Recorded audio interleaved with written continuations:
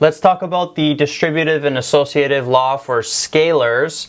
Now I'm going to go over these two laws fairly quickly, and I already drew out a bunch of stuff, so you may want to pause the video and write it in your notes so you can follow along easier. But let's start off with the associative law.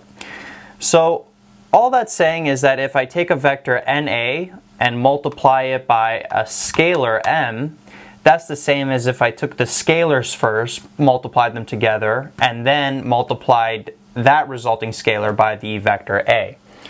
So, for example, let's say I have this vector A here, and then I have this vector 2A, which is same direction, just double the length of the original. Now let's say that I take this vector 2A and I double that in length. So I take that vector 2A and multiply it by 2.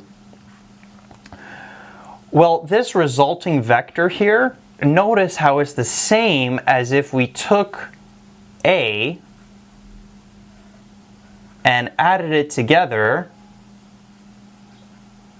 4 times. The length and direction of this vector and this vector are the same. So A plus A plus A plus A, that's just equal to 4A. And then this vector, let's just rewrite as is.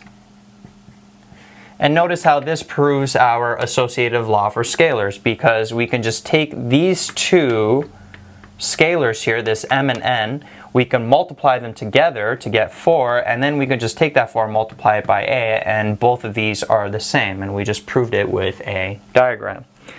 Now let's move on to the distributive law for scalars. So the distributive law for scalars means that if we take two scalars and add them together and then multiply the vector A by them, that would be the same thing as if taking the first scalar M, multiplying it by the vector, and then adding another vector, which would be the second scalar times the vector A. So let's say I have this vector A here, and then I drew out 2A, which is double the magnitude, and then 3A, which is triple the magnitude. Hopefully they are somewhat to scale on the video. Now let's say that I add 3A and 2A together. So the resulting vector would look something like that.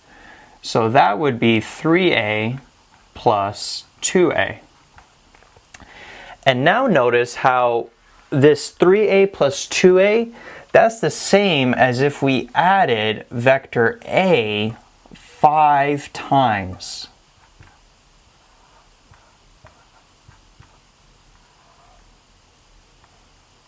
At least it should be the same. Don't mind my horrible drawing skills. But the point I'm trying to make is that if we took this vector A and added it 5 times, it would be the same resultant vector as if we took 3A and added 2A.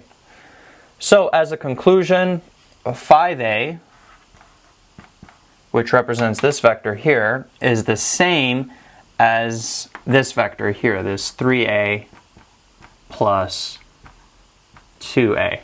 And then notice how this 3 and this 2 represents this M and this N, and then if we added them together we would get 5, and then we could just put that instead in front of the vector A. So that proves our distributive law for scalars.